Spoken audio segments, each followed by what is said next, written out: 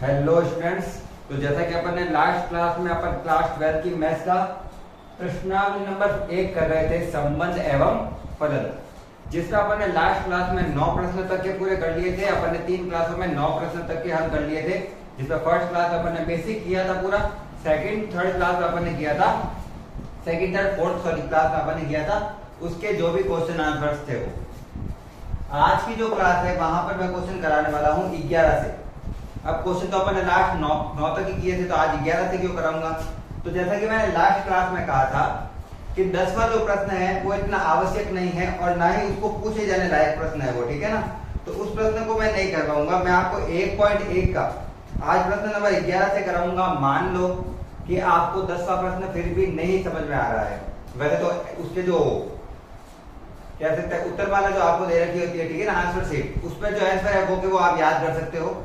उसमें उतना कुछ खास है नहीं। आपको केवल ये पूछा है कि कौन सा सम्मित है लेकिन संक्रामक नहीं है वगैरह ऐसा। तो कोई भी एक अपने मन से एग्जाम्पल देना होता है। मैं प्रश्न स्टार्ट करवा रहा हूँ 11 से। मैं अच्छे से आपको यहाँ पर प्रश्न एक्सप्लेन करूंगा। आपकी स्क्रीन मैं आपको यहाँ पे पहले एक पेपर को पूरा अगर आपके पास मान लो बुक है तब तो अच्छी बात है, बुक लेकर बैठो। और अगर आपके पास बुक नहीं है तो मैं आपको एक स्क्रीनशॉट दूंगा अभी, उसमें सारे वो सॉरी हाँ मैं एक पेज दूंगा, उसका स्क्रीनशॉट लेना और वहां से आप प्रश्न कर सकते हैं। लिखना इतना बड़े प्रश्न आसान नहीं होते, इसलिए नहीं लिखूंगा। अच्छा, प्रश्न स्टार्ट करते हैं प्रश्न नंबर 11 से। प्रश्न देखते हैं क्या कह रहा है, अच्छे से आपको समझाता हूँ। प्रश्न पहले का लिख लेते हैं, कौन सी एक्सरसाइज है ये, एक्सरसाइज 1.1 का प्रश्न नंबर 11 नंबर क्वेश्चन कर रहा है अपन। क्वेश्चन समझे अच्छे से। क्वेश्चन लिखा हुआ है, सिद्ध कीजिए कि किसी समतल में स्थित बिंदुओं के समुच्चय R बराबर एक समुच्चय अपन को संबंध देगा है R बराबर P Q such that P और Q में रिलेशन बताना है अपन को। P और Q में संबंध बताया हुआ है। बिंदु P की मूल बिंदु से दूरी बिंदु Q की मूल बिंदु से दूरी समान है, तो क्या यह तुल्यता संबंध है या नहीं है। मूल बिंदु क्या होता है, तो जब अपन ग्राफ बनाते हैं तो ग्राफ में अपन को पता है कि जहां x अक्ष और y अक्ष एक दूसरे को काटता है उस बिंदु को कहा जाता है मूल बिंदु 0,0।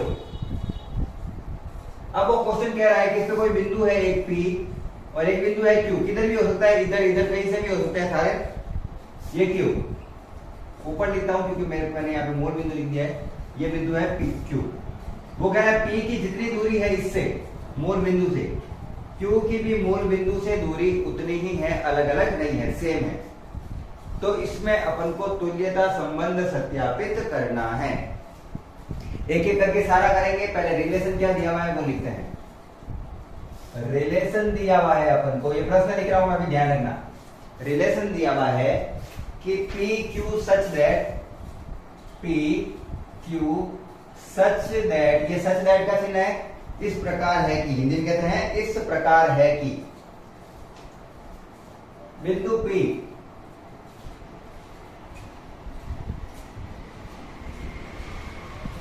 की मूल बिंदु से दूरी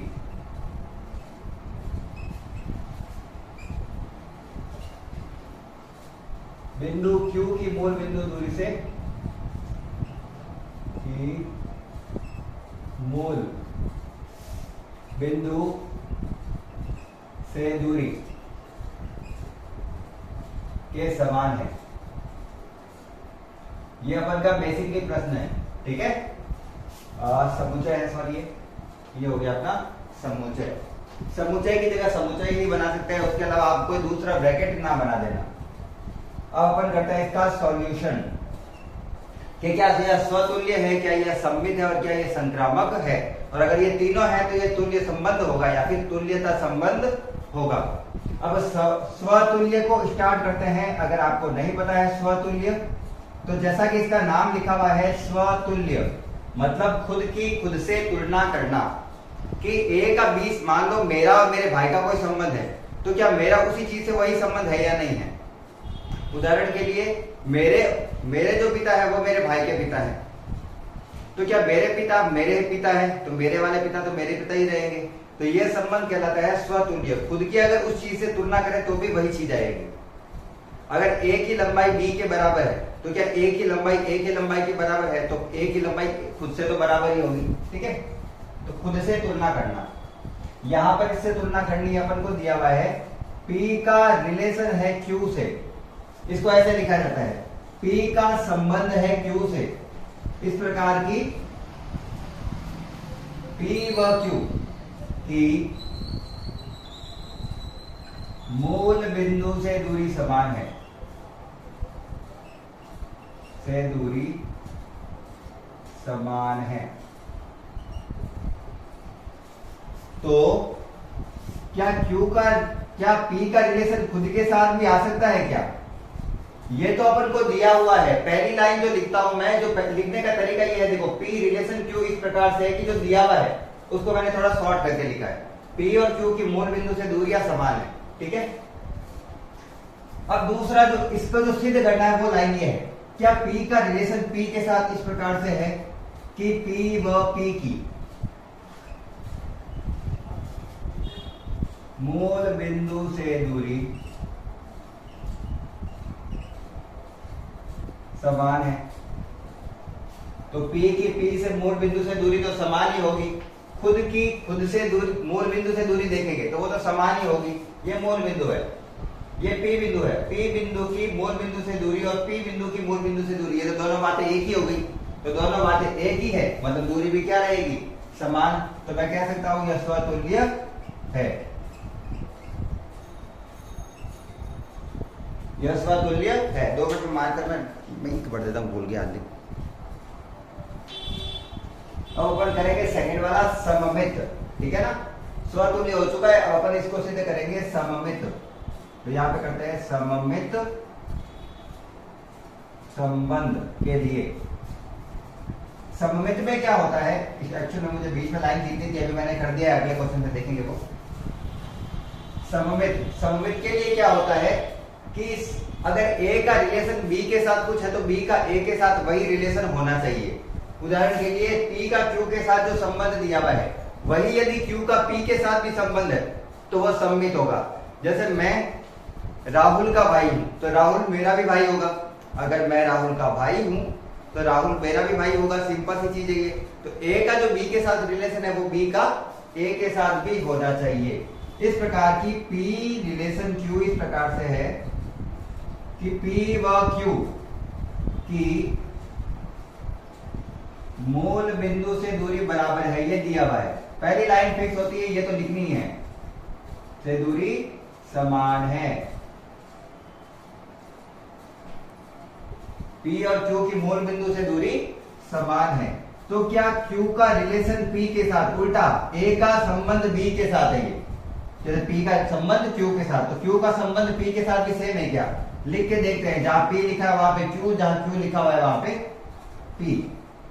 Q व P की मूल बिंदु से दूरी बराबर होगी क्या?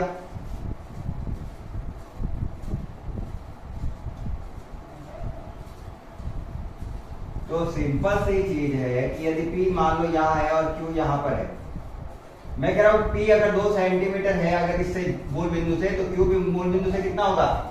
2 सेंटीमीटर दूरी पर होगा। ये दिया हुआ है अपन को। तो क्या Q की मूल बिंदु से दूरी P की मूल बिंदु से दूरी से बराबर है? तो उल्टा लिखने पर कोई फर्क नहीं पड़ेगा। चाहे P का Q से बोलो, चाहे Q का P से बोलो, कोई फर्क नहीं पड़ रहा है, वही चीज आ रही है। मतलब यह सममित है, यह सममित है। लास्ट क्या होता है अपन का? संक्रामक। और संक्रामक थोड़ा सा डिफरेंस होता है, थोड़ा सा डिफरेंस है इन दोनों से। वो किस प्रकार से डिफरेंट होता है वो देखते हैं, अच्छे से करते हैं। मैं लिखता हूं संक्रामक। संक्रामक ये है कि अपन को यहाँ पे मानना पड़ता है कि एक और अवयव है यहाँ पर इन दोनों के अलावा। जैसे 2 अवयव दे रखे हैं मुझे P और Q, और अवयव का अर्थ होता है हर चीज, चाहे संख्या हो, चाहे व्यक्ति हो, चाहे प्रकृति की कोई भी चीज हो, उसे अवयव कहा जाएगा। तो मैं बार बार जब अवयव कहता हूं तो इसका अर्थ है वो अपन को जो चीज दी हुई है वो अवयव है। ये और ये दोनों क्या है? अवयव है। जो मूल बिंदु से कुछ दूरी पर है। संक्रामक के लिए मुझे मानना पड़ता है कि माना P, Q व R तीन अवयव है, तीन अवयव है। मैं एक एक चीज जो लिख रहा हूं आपको बता रहा हूं कि अवयव क्या होता है, R क्या दिया है, मैंने एक एक चीज आपको अच्छे से। अच्छा, R संबंध दिया हुआ है तो यहाँ R ना लेकर मैं क्या ले लेता हूं S, क्योंकि R तो संबंध को दर्शा रहे ना, पर अपन मर्जी से कुछ भी ले सकते हैं। यहाँ पे A भी ले सकता था, B भी ले सकता था, C भी ले सकता था, कुछ भी, ठीक है, इसमें कोई चिंता की बात नहीं अपन ने। अब वही चीज, अब A का B के साथ और B का C के साथ जो रिलेशन है वो A का C के साथ है या नहीं वो देखना है। उदाहरण के लिए P रिलेशन Q इस प्रकार से है कि P व Q की मूल बिंदु से दूरी समान है। P और Q की मूल बिंदु से दूरी समान है, ये अपन को दिया गया है, ये अपन को दिया गया है, ये अपन ने माना नहीं है, ये तो अपन को दिया गया है कि P की Q की मूल बिंदु से दूरी समान है, दोनों समान समान दूरियों पर है मूल बिंदु से। अब Q का रिलेशन S से मैं मान लेता हूं कि बराबर है कि Q व S की मूल बिंदु से दूरी समान है, ये मैंने मान लिया। मैं मान लेता हूं कि मैंने जो ये लिया है x y, उसमें तीन बिंदु थे, पहला था P और Q ही थे पहले तो। ये अगर 2 सेंटीमीटर की दूरी पर है तो ये भी कितनी सेंटीमीटर की दूरी पर है, 2 सेंटीमीटर की दूरी पर। मैंने मान लिया कि एक और बिंदु है S, और Q की जितनी दूरी है मूल बिंदु से S की भी उतनी है, तो Q की अगर 2 सेंटीमीटर है तो S की भी कितनी होगी, 2 सेंटीमीटर। तो P और Q की मूल बिंदु से दूरी समान है और Q और S की भी मूल बिंदु से दूरी समान है, ये मैंने मान लिया। तो क्या, तो P रिलेशन S क्या इस प्रकार से होगा कि P व S की मूल बिंदु से दूरी समान है। यह तो सही है। अगर P की मूल बिंदु से दूरी और Q की मूल बिंदु से दूरी समान है, Q की मूल बिंदु से दूरी और S की मूल बिंदु से दूरी समान है, तो सब बराबर हो गए, तो P और S की भी तो समान ही होगी। तो यह कथन सत्य है, यह कथन सत्य है। अपना सत्य हो गया ये, तो मैं लिखूंगा यह संक्रामक भी है। थ्योरी वाले क्वेश्चन में कुछ एक्सप्लेन नहीं करना पड़ता है, अच्छी बात यह है। ये थ्योरी वाले क्वेश्चन है, मैथमेटिकली कुछ नहीं दिया हुआ है, तो इसमें सिंपल चीज ये होती है कि अपन को केवल इतना लिखना है, ये कथन सत्य है या ये कथन असत्य है। इसको तो लिखने की आवश्यकता नहीं है, स्वतः हो गई। P की P से मूल बिंदु से दूरी समान ही होगी, इस प्रकार से। तो इस प्रकार से अपन ने तीनों को हल किया है। प्रश्न में अतिरिक्त एक प्रश्न दिया हुआ है, वो मैं पढ़ लेता हूं और आपको समझाता हूं। इसी के साथ ही 11वें में प्रश्न कह रहा है पीछे से, पुनः सिद्ध कीजिए कि बिंदु P is not equal to 0 0, मतलब ये P बिंदु है वो यहां पर नहीं है, तो सिंपल सा ये यहां पर नहीं है तो अलग जगह पर है।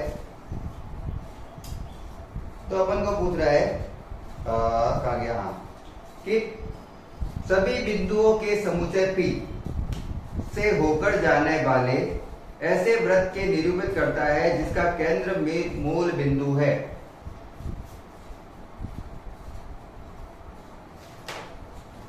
तो ये कह रहा है, ये प्रश्न कह रहा है अब आगे ये सिद्ध करना है कि एक अपन काल्पनिक बिंदु पथ बनाते हैं, ठीक है ना, जिसकी मूल बिंदु से दूरी कुछ है और ये खुद मूल बिंदु पर नहीं है।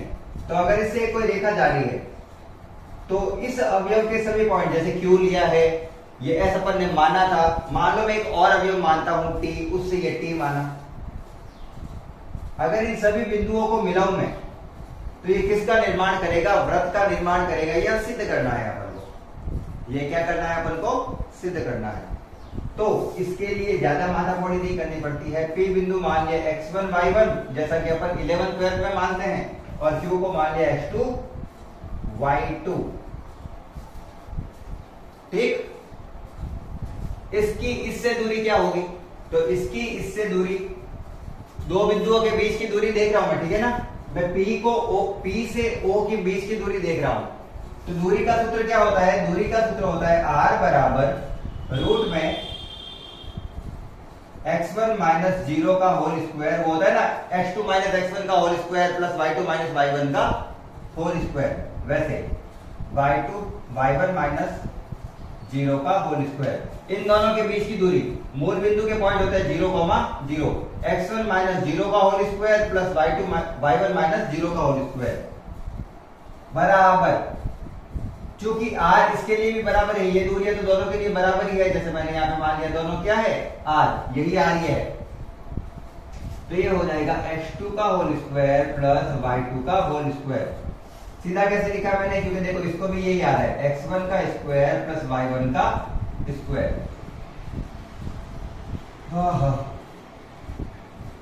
अगर इधर से स्क्वायर इधर से रूट हटाता हूं तो इसके ऊपर आ जाएगा स्क्वायर, तो सूत्र इस प्रकार से बनेगा x1 का स्क्वायर प्लस y1 का स्क्वायर बराबर r का स्क्वायर। और अगर आपने 11th क्लास अच्छे से पढ़ी है तो आपको पता होगा कि ये जो सूत्र दे रखा है अपन को, ये वृत्त का सूत्र है, और ये उस वृत्त का सूत्र है जिसका मूल बिंदु क्या होता है? केंद्र होता है।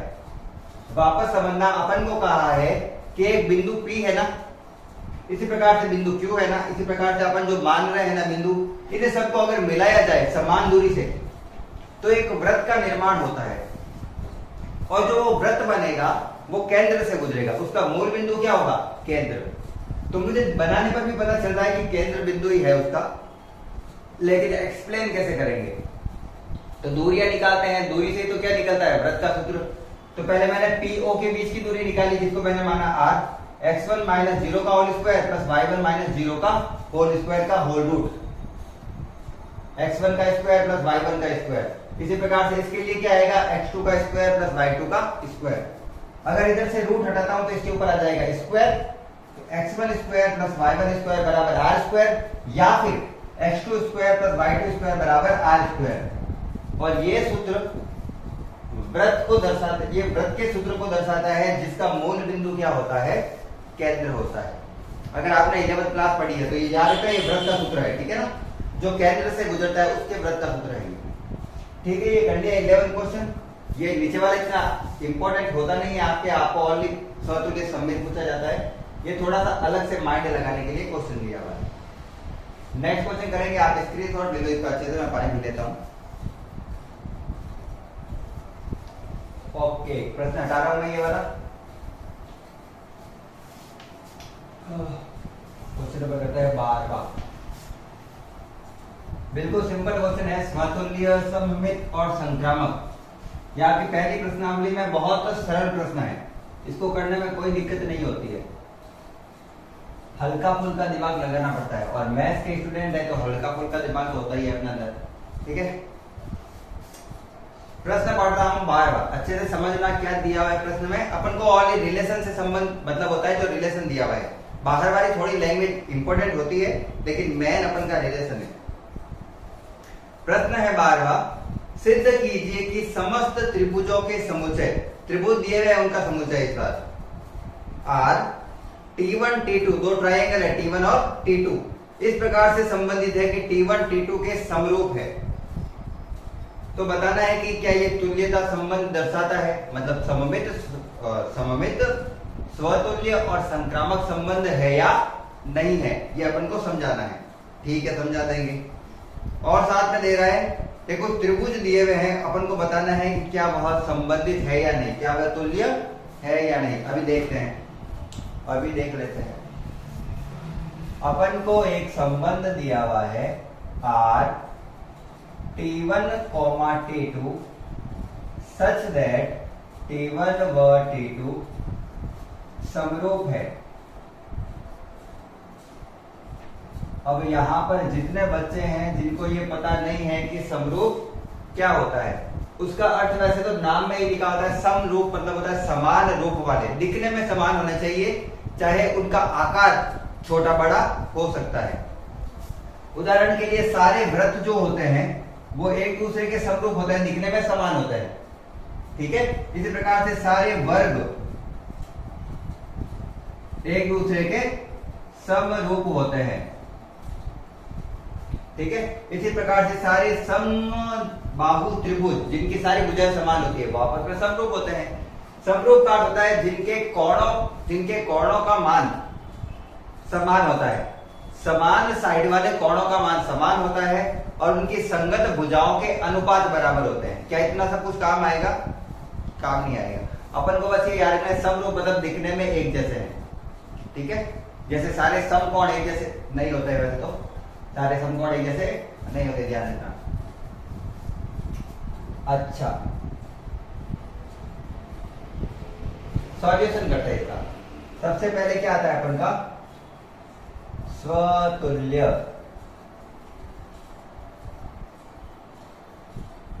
और अब मैं इसको बांटूंगा दो भागों में, क्योंकि मुझे ऐसे ज्यादा बेटर लगता है लिखना।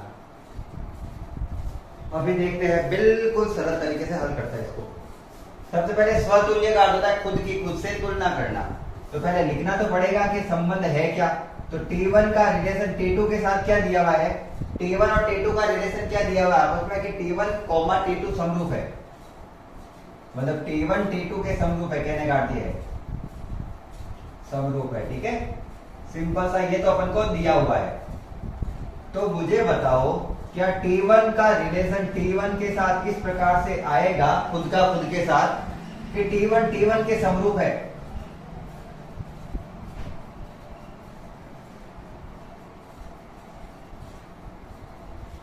तो ये भी सीधा सा बात है, कोई आकृति खुद के समरूप तो होगी ही।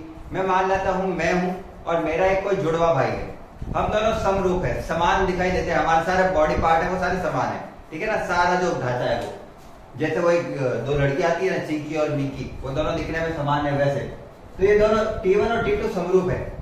तो क्या वो T1 वाली खुद के समरूप है? तो कोई अगर दूसरे के समरूप है तो वो खुद के तो समरूप ही होगा, मैं तो अपने जैसे ही दिखूंगा, मेरी शकल थोड़ी चेंज हो जाएगी। तो अगर T1 T2 के समरूप है तो T1 T1 के तो समरूप ही होगा।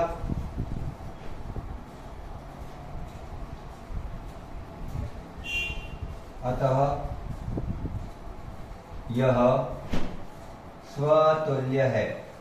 सिद्ध करने की कोई आवश्यकता ही नहीं है। थ्योरी वाले क्वेश्चन में बात यही है कि अपन आराम से सीधा लिख सकते हैं। सममित क्या होता है? सममित मतलब A का B के साथ जो रिलेशन है वो B का A के साथ है या नहीं। तो दिया हुआ है T1 का रिलेशन T2 के साथ इस प्रकार से है कि T1 T2 के समरूप है। ये तो अपन को दिया हुआ है, पहली लाइन तो दी हुई होती है और वही चीज लिखते हैं अपन, ठीक है ना। पहली लाइन तो जो भी लिखते हैं ना स्वतुल्य सममित, उसमें पहली लाइन तो यही होती है जो अपन को दिया हुआ है। अपन को तो सिद्ध दूसरी लाइन करनी पड़ती है कि क्या T2 का रिलेशन T1 के साथ इस प्रकार से हो सकता है अलग अलग। T1 का जो T2 के साथ है वही T2 का T1 के साथ, कि क्या T2 T1 समरूप T1 के समरूप है। तो अगर मैं और मेरा जुड़वा भाई अगर कोई होता, अगर वो एक दूसरे के समान दिखते, मैं उसके समान दिखता तो वो भी तो मेरे जैसा दिखता, अगर मैं उसके जैसा दिख रहा हूं तो वो भी तो मेरे जैसा दिखेगा, तो समरूप ही होगा वो। समरूप अपन समरूप से लेकर चलेंगे तो चल जाएगा, समान दिखने वाला, ठीक है। तो ये तो कदम सत्य है। अतः यह सममित है। आप अगर एक्स्ट्रा में लिखना हो तो ये लिख सकते हैं, यह कथन सत्य है अतः यह समरूप है, यह कथन सत्य है अतः यह सममित है। अंतिम आया अपन का संक्रामक। और संक्रामक में ये होता है कि संक्रामक में अपन को एक अतिरिक्त अवयव मानना होता है। वो अवयव अपन मानेंगे T3, T1 T2 और T3। तो माना तीन त्रिभुज, यहां पे अवयव लिखने की आवश्यकता नहीं है, यहां पे त्रिभुज दिया हुआ है। तो माना तीन त्रिभुज T1 T2 व T3 है, ठीक। जहां दिया हुआ है अपन को, जहां मुझे दिया हुआ है कि T1 का रिलेशन T2 के साथ इस प्रकार से है कि T1 और T2 समरूप है, ये तो मुझे दिया हुआ है। जहां लिख दिया मतलब उसका अर्थ है कि अपन को दिया हुआ है। मैंने माना मैंने ये मान लिया कि T2 का रिलेशन T1 T3 के साथ इस प्रकार से है कि T2 T3 के समरूप है।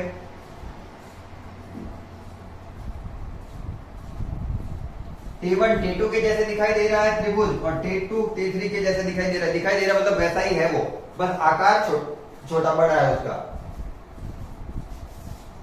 तो T1 रिलेशन T3 इस प्रकार से है कि T1 T3 के समरूप होगा। सीधी सी बात है, समरूप ही होगा, सीधा लिख देते हैं।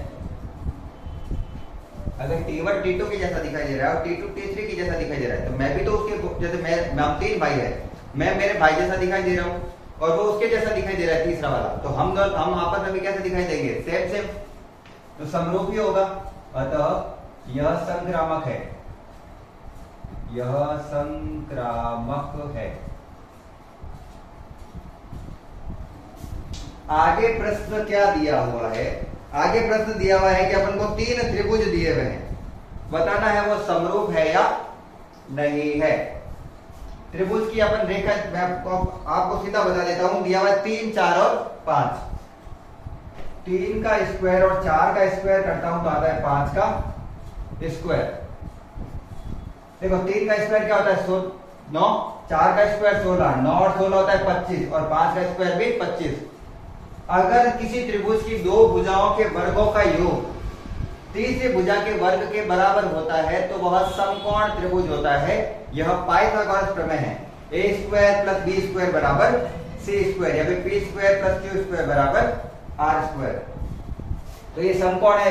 इसका अर्थ है कि अगर इसकी एक रेखा 3 है और एक रेखा 4 है तो एक रेखा क्या है? 5। इसी प्रकार से इसके नीचे वाला त्रिभुज दिया हुआ है 5, 12 और 13। तो 5 का स्क्वायर और 12 का स्क्वायर मिलाए तो 13 का स्क्वायर ही बनता है, ये मुझे पता है। 25 और 154 होता है 169, 169, और 13 का स्क्वायर भी कितना होता है? 169। तो ये त्रिभुज है। तो मैं मान लेता हूं ये 5 है, ये 12 और ये 13 है। सबसे बड़ी भुजा हमेशा कर्ण होता है। इसको ऊपर नीचे कहीं पे भी लिख सकते हैं, इसको ऊपर नीचे कहीं पे भी लिख सकते हैं। लास्ट है अपन का 6, 8 और 10। 6 का स्क्वायर और 8 का स्क्वायर मिलकर होता है 10 के स्क्वायर के 64, 36 और 64 मिलकर होता है 100, और 10 का स्क्वायर भी 100। 6, 8 और 10। अपन को बोला है कि ये तीनों तो समकोण हो गए। ये 3 त्रिभुज दिए हुए तीनों समकोण है, तो क्या यह समरूप है? नहीं, समकोण त्रिभुज सारे समरूप नहीं होते हैं जब तक इनकी भुजाओं का अनुपात बराबर ना हो। तो देखो 3 और 5 का अनुपात 3:5 क्या बराबर है 5:6 के। सबकी छोटी वाली भुजाएं ली है मैंने। इसकी सबसे छोटी भुजा 3, इसकी सबसे छोटी भुजा 5 और इसकी सबसे छोटी भुजा 6। क्या 3 और 5 का अनुपात 5 और 6 के अनुपात के बराबर हो सकता है? नहीं हो सकता। अतः ये तीनों आपस में समरूप नहीं है। ये इसके समरूप भी नहीं है और ये इसके समरूप भी नहीं है। जैसे मैं यहां पर आपको कहूं 5 और 13 का अनुपात 3 और 5 के अनुपात के भी तो बराबर नहीं है। तो जब अनुपात बराबर नहीं होते हैं मतलब वो समरूप नहीं होंगे। और इसमें इतना सोचने की आवश्यकता नहीं है, अपन को ऑलरेडी बताना है। तो अपन कह देंगे ये समरूप नहीं है, और आप इनका स्क्रीनशॉट ले लेना। अगर प्रश्न समझ में आ रहे हैं अच्छे से तो आप लाइक करते हुए चले, शेयर करें वीडियो को और सब्सक्राइब करें, ताकि आपको सारे के सारे वीडियो इसी प्रकार से मिल जाएंगे। आपको 12th में मैथ्स में किसी कोचिंग की आवश्यकता शायद नहीं पड़ने दूंगा मैं, जहां तक मेरा हो सके। आज के लिए आप स्क्रीनशॉट ले लिया होगा, मैं हटा देता हूं। मैथ्स बहुत इजी है, और मैथ्स जिसने ली है उसके लिए मैथ्स इजी ही होनी चाहिए। हार्ड उसके लिए होती है जिसने मैथ्स ली ही नहीं है, क्योंकि उसने इसलिए नहीं ली क्योंकि उसको नहीं आती।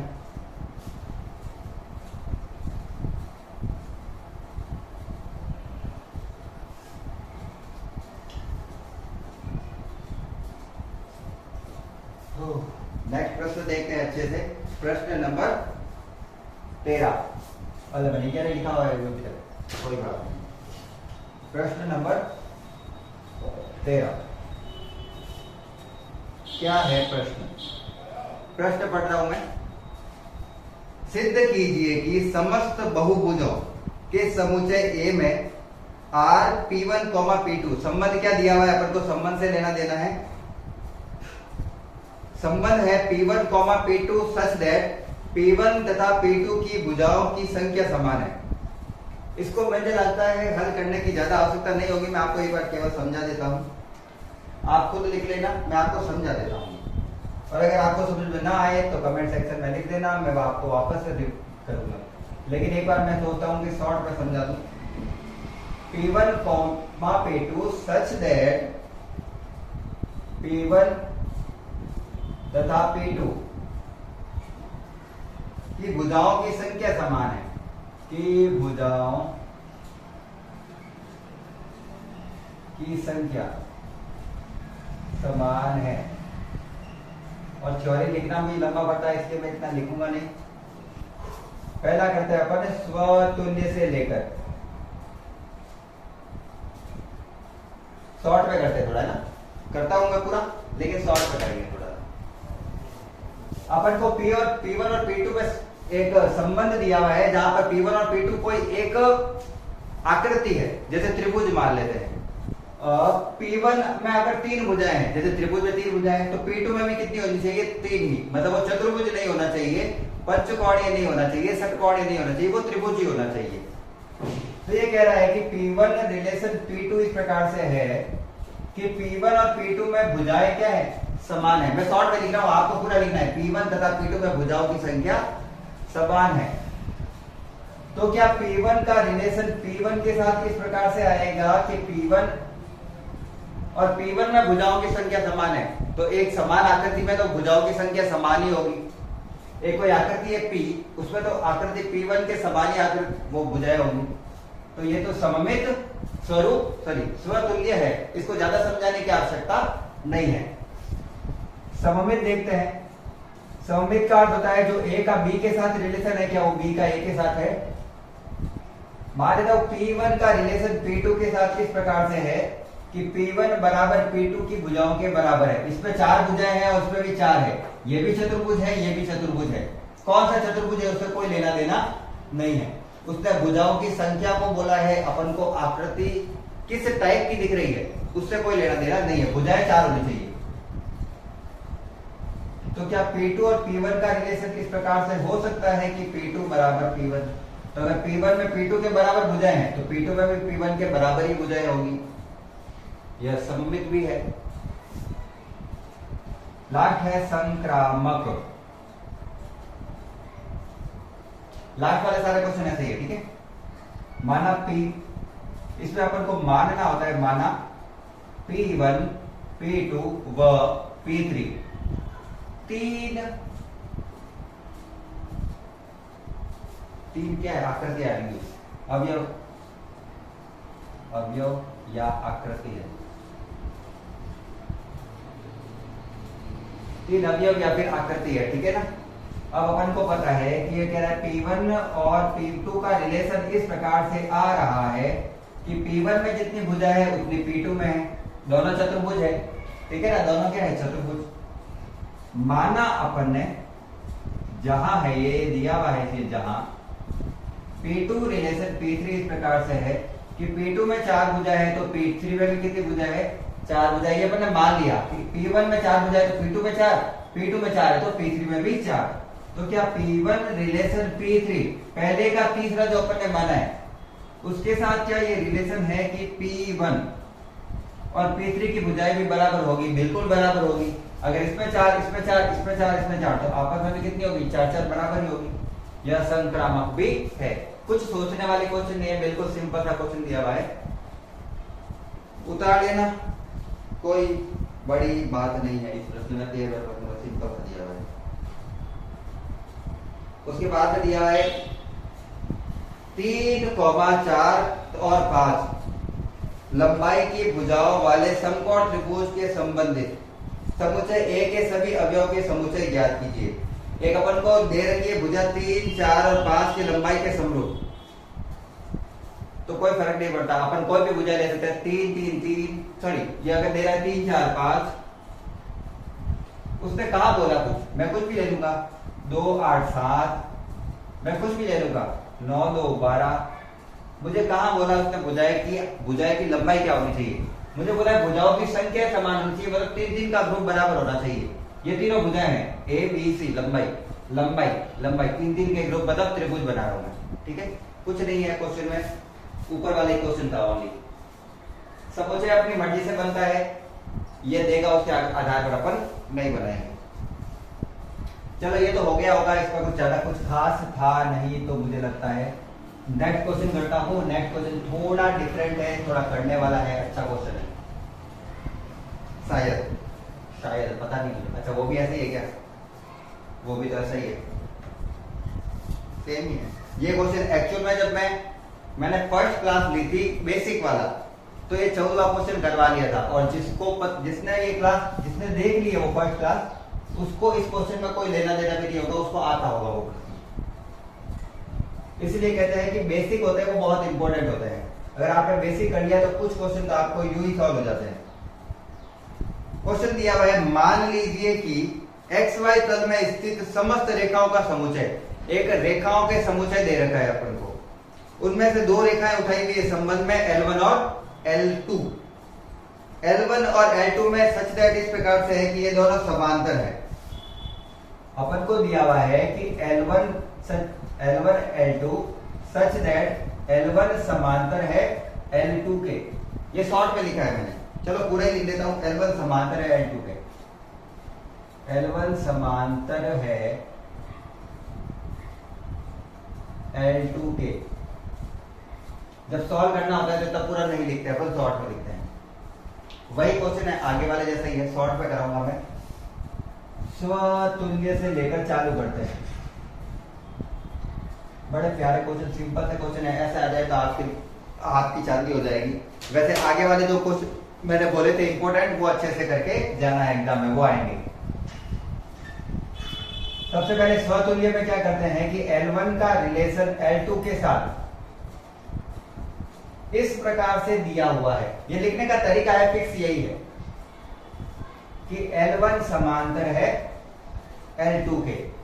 एक रेखा L1 है और एक रेखा L2 है, वो समांतर मतलब साथ साथ चल रही है, लंबाई बराबर नहीं है, साथ साथ चल रही है, उसे कहा जाता है समांतर। तो मुझे ये बताओ कि क्या L1 में इस प्रकार से संबंध होगा कि L1 समांतर है L1 के। क्या ये रेखा L1 है और ये रेखा L2 है? अगर ये दोनों आपस में समांतर है तो क्या L1 के समांतर है, तो L1 के साथ साथ ही चलेगी।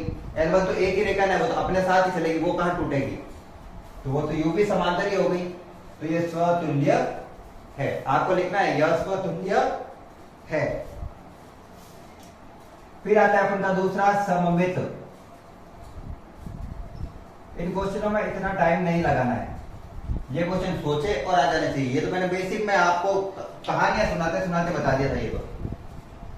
अब इस प्रकार से दिया हुआ है कि L1 रिलेशन L2 इस प्रकार से दिया हुआ है कि L1 समांतर है L2 के। तो बताओ सममित में अपन को सिद्ध क्या करना है कि L1 का रिलेशन जो L2 के साथ है, वही L2 का रिलेशन किसके साथ होना चाहिए? L1 के साथ। तो ये सममित हो जाएगा। तो कह रहा है L1 रिलेशन किस L2 के साथ है कि L1 L2 समांतर है, मतलब साथ साथ चल रही है। तो क्या L2 रिलेशन L1 के साथ इस प्रकार से होगा कि L2 समांतर L1 के, बिल्कुल। अगर L1 L2 के समांतर चल रही है तो L2 L1 के भी समांतर चलेगी, बिल्कुल सममित है। तीसरा अपन का है संक्रामक। संक्रामक में अपन को एक अतिरिक्त मानना पड़ता है और मैं यहां पर उस रेखा को मानूंगा L3। संक्रामक में क्या करते हैं, जो 2 अवयव दे रखे हैं उसके अतिरिक्त एक अवयव मानना पड़ता है। माना 3 रेखाएं L1 L2 व L3 है, जहां L1 का रिलेशन L2 के साथ इस प्रकार से है कि L1 समांतर है L2 के, ये दिया हुआ है। और मैंने मान लिया कि L2 का रिलेशन भी L3 के साथ इस प्रकार से है कि L1 भी L2 समांतर है L3 के। मैं मान रहा हूं कि L1 चलो L2 के समांतर था, ये तो दिया हुआ है। मैंने एक और रेखा ली L3 जो L2 के साथ चल रही है। तो क्या L1 और L3 समांतर है क्या? तो अगर L1 L2 के समांतर है और L2 L3 के समांतर है तो L1 L3 के समांतर ही होगी। तो L1 रिलेशन L3 इस प्रकार से होगा कि L1 समांतर L3, यह सत्य है। अतः यह संक्रामक है। खत्म, बस इतना सा क्वेश्चन है। थ्योरी वाले क्वेश्चन बस इतने से होते हैं, अपन को देखने से पता चल जाना चाहिए है या नहीं है। इससे ज्यादा इसमें कुछ भी नहीं होता है, सिंपल से प्रश्न है। अच्छे से स्क्रीनशॉट ले लो। नेक्स्ट क्वेश्चन देखता हूं मैं, नेक्स्ट क्वेश्चन करवाना है। क्वेश्चन नंबर 14 हो गए हैं, अब करते हैं क्वेश्चन नंबर 15। कितना टाइम हो गया वीडियो को? 41 मिनट। चलो अभी तो हो जाएंगे दोनों क्वेश्चन।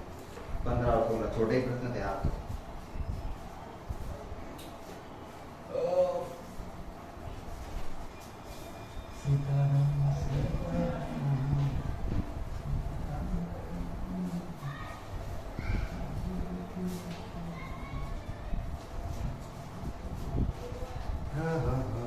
अगला क्वेश्चन है जो थोड़ा बढ़िया क्वेश्चन है। फाइनली एक अच्छा क्वेश्चन दिया इन्होंने जो बच्चों को समझाने के लायक है एक्चुअली। ठीक है, बाकी तो सब ऐसे ही सिंपल क्वेश्चन। अपन को देखो 15वां प्रश्न क्या दिया हुआ है, प्रश्न नंबर 15 अभी वही लिखा हुआ रह जाएगा 14। प्रश्न नंबर 15 क्या दिया हुआ है? मान लीजिए कि एक समुच्चय 1 2 3 4 है। एक समुच्चय दिया हुआ है मुझे 1 2 3 और 4। सर आपने इसे A क्यों लिखा? मेरी मर्जी, मैं कुछ भी लिख दूंगा, आप भी कुछ भी लिख देना, A B C D E F G H। ठीक है, कोई दिक्कत नहीं है। तो अपन एक समुच्चय दिया हुआ है अपन को, मैंने लिखा है कि अपन को एक समुच्चय दिया हुआ है जिसमें अतिरिक्त संख्या कितनी ले सकते हैं अपन? 4। 4 से अलग संख्या नहीं मान सकते अपन को, इन चारों संख्याओं को मान के ही कोई प्रश्न करना है। जिसमें मुझे एक संबंध दिया हुआ है R। संबंध ये है, ये तो एक समुच्चय था जिसमें अपन 4 संख्या, अपन के बाउंडेशन है कि संख्या 4 ले सकते हो। ये 1 2 3 4। रिलेशन इस प्रकार से दिया हुआ है कि पहले का दूसरे के साथ संबंध है, दूसरे का दूसरे के साथ संबंध है, पहले का पहले के साथ संबंध है, चौथे का चौथे के साथ संबंध है, पहले का तीसरे के साथ संबंध है, तीसरे का तीसरे के साथ संबंध है और तीसरे का दूसरे के साथ भी संबंध है। तो मुझे बताना है कि ये तुल्य, इसमें स्वतुल्य, सममित और संक्रामक में से कौन सा है और कौन सा नहीं है। अवश्य सदैव से चुनना है। अपन को चुनने वाला प्रश्न नहीं है, अपन को ये क्वेश्चन पूरा करने वाला ही है। वैसे तो मैं ऐसे ही बता देता हूँ देख कर ही। अगर आपको ऐसे जानना हो कि इसमें से स्वतुल्य सममित देखते कैसे पता करें? स्वतुल्य ये वो होगा जिसकी खुद से खुद की तुलना कर सकते हैं, मतलब खुद का खुद के साथ रिलेशन हो। जैसे 1 1 आ रहा है, 2 2 आ रहा है, 3 3 भी आ रहा है और 4 4 भी आ रहे हैं। 4 ही अवयव थे और चारों ही खुद के साथ स्वतुल्य बता रहे हैं, मतलब ये स्वतुल्य है। ये एक ट्रिक, ये आपको सही बता रहा हूं कि आपको देखकर ही पता चल जाना चाहिए स्वतुल्य है या नहीं। सममित वो होता है जिसमें A का B के साथ जो रिलेशन है वो B का A के साथ भी होना चाहिए। जैसे 1 का 2 के साथ संबंध है, क्या 2 का A के साथ कहीं पर है? नहीं है। 1 का 2 के साथ संबंध है लेकिन 2 का 1 के साथ कहीं संबंध नहीं है, तो ये सममित नहीं होगा। दूसरा देख लेते हैं, 1 का 3 के साथ है लेकिन 3 का 1 के साथ नहीं है, तो ये स्वतुल्य कैसे हो गया? सॉरी, सममित कैसे हो गया? सममित मतलब A का जो B के साथ है वो B का A के साथ भी होना चाहिए। और संक्रामक होता है अगर A का 2 के साथ है तो 2 का तो किसी के साथ दिया हुआ नहीं, छोड़ो, ये ले भी नहीं सकते अपन, कोई दूसरा लेना पड़ेगा। वैसे ले सकते हैं 1 का 2 के साथ, 1 2 ये मिल गया। 1 का 3 के साथ और 3 का 2 के साथ है, वो 1 का 2 के साथ है क्या? ये हो गया, ये सब संक्रामक है। समझाते हैं। फर्स्ट लेता हूं मैं स्वतुल्य। वैसे तो मैंने आपको समझा दिया ये बोल के ही, लेकिन फिर भी अपन क्या करेंगे, इसको सॉल्व करेंगे। यहाँ पे अपन को अवयव नहीं दे रखे, अपन को ओनली ऐसे लिखा हुआ है अवयव। तो मैं अवयव क्या लिखूंगा, मैं लिखूंगा x का रिलेशन y, इसको आगे वाले को x मानो और पीछे वाले को y। x का रिलेशन y के साथ इस प्रकार से है कि x की दो अवयव ले रहा हूं कोई भी, 1,2 बिलोंग्स टू r। जब समुच्चय का रूप में दिया हुआ होता है, जब समुच्चय के रूप में ग्रुप में दिया हुआ होता है इस प्रकार से xy xy xy के रूप में, तो अपन को एक उदाहरण मानना है इनमें से कोई भी एक लेकर, और जहां तक हो सके वो मानना है जो इस संबंध को गलत साबित करे। सही करने के लिए तो कुछ होंगे, अपन को वो वाले लेने हैं जो इस संबंध को गलत बताए, लेकिन मुझे ऐसा कोई दिख नहीं रहा है एक्चुअल में, है ना। तो मैंने लिया x रिलेशन y इस प्रकार से कि x को अगर 1 लेता हूं और y को अगर 2 लेता हूं, तो मैंने इसी संबंध में से लिया है, इसको कहते हैं बिलोंग। 1,2 मैंने r में से कोई एक अवयव उठाया है, जहां x 1 है और y क्या है 2। तो क्या x का रिलेशन x के साथ इस प्रकार से आएगा कि x क्या लिया था मैंने 1, तो आगे भी 1 लिखना है और पीछे भी 1। क्या ये r के अंदर आ रहा है, क्या 1,1 r के अंदर आ रहा है, ढूंढो। ये रहा, आ रहा है, बिल्कुल आ रहा है। अगर मैं दूसरा लेता तो 2,2 भी आ रहा है, अगर कोई उदाहरण लेता 3,3 भी आ रहा है, 4,4 भी आ रहा है, तो ये हो गया। हाँ, तो ये हो गया स्वतुल्य है, स्वतुल्य है। सेकंड है अपन का सममित। सममित में क्या होता है, सममित में ये होता है कि जो x का रिलेशन y के साथ आता है, वही रिलेशन y का x के साथ भी होना चाहिए। तो इसमें से कोई एग्जांपल उठाता है, इसमें से कोई एक, तो मैंने एक एग्जांपल उठाया, कोई भी उठा सकते हैं, आप ये करो, ये करो, कुछ भी कर लेना, कोई दिक्कत की बात नहीं है। मैंने दिया 1,3 जो कि r के अंदर आ रहा है, 1,3 मैंने r में से एक अवयव उठाया, ये लिखना जरूरी है, बिलोंग्स टू r। तो अगर मैं इसको उल्टा करता हूं, x की जगह y और y की जगह x, 1 की जगह 3 और 3 की जगह 1, तो क्या यह r में आ रहा है 3,1, देखो कहीं दिख रहा है क्या, मुझे 3,1 अवयव कहीं पे भी समुच्चय में नहीं दिख रहा, तो ये नॉट बिलोंग्स टू r है। इसको लिखने का थोड़ा अच्छा लगता है क्योंकि उसमें तो क्या लिखे, ये कथन सत्य है, ये कथन असत्य है। मैथमेटिकली इसको क्या करते हैं कि 1,3 तो r को बिलोंग्स करता है, लेकिन 3,1 r को बिलोंग नहीं करता, ये r के अंदर नहीं आ रहा, तो यह सममित नहीं है, सममित नहीं है। और लास्ट चलेगा अपन का संक्रामक। लास्ट चलेगा अपन का संक्रामक। संक्रामक अपन को कहता है कि 3 अवयव मानो। अब कितना अवयव मानना है, 3 माना, 3 अवयव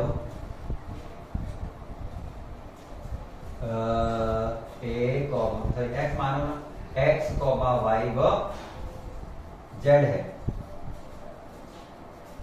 जहां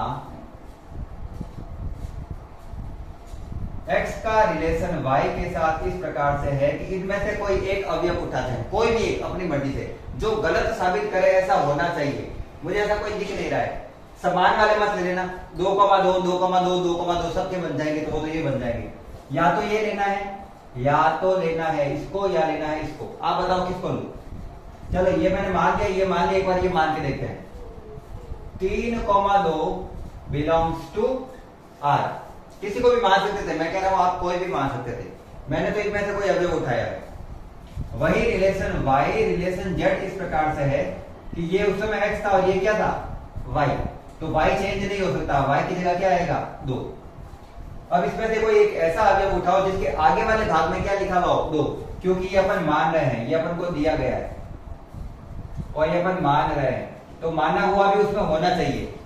तो जिसमें आगे 2 लिखा हुआ, पीछे चाहे कुछ भी लिखा हो, आगे 2 वाला एक तो ये आ रहा है, बस यही आ रहा है, तो मैं लिख देता हूं 2,2 जो कि बिलोंग कर रहा है r को।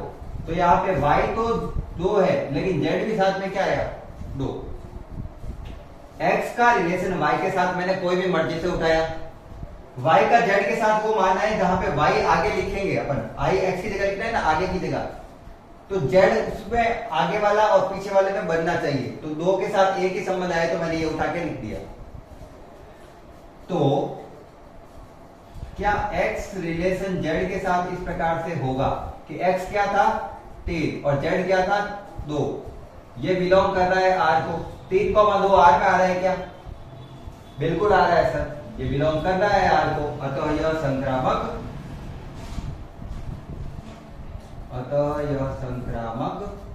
है। आप सोच रहे हैं मैंने कोई एग्जाम्पल उठाया उससे हो गया, आप अलग कोई उठाओगे ना उससे भी हो जाएगा। देखो मैं चेंज करके बता देता हूँ, थोड़ा बहुत ये बच्चों को कंफ्यूजन होगी कि अपन दूसरा उठाए तो क्या होगा। मैंने उठाया 1,2, x 1 है और y क्या है, अरे 1,2 तो वापस वही हो जाएगा 2,2 वाला है ना। तीसरा कहाँ गया, ये रहा 1,3, 1,2 में तो वापस वही हो जाएगा 2,2 वाला। मैंने उठाया 1,3, जहां x 1 है और y कितना है 3, y 3 है।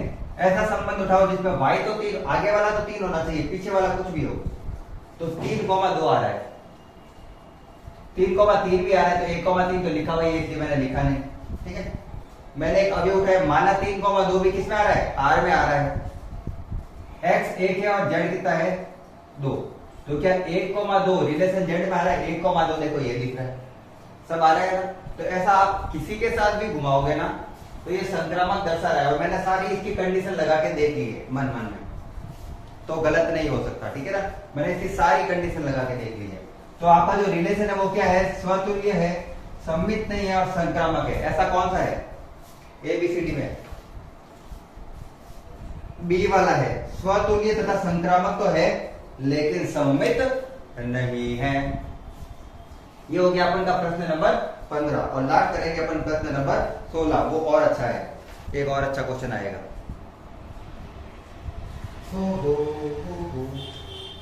स्क्रीनशॉट ले लेना, तो मैं पानी पी लेता हूँ और इसको बंद कर देता हूँ।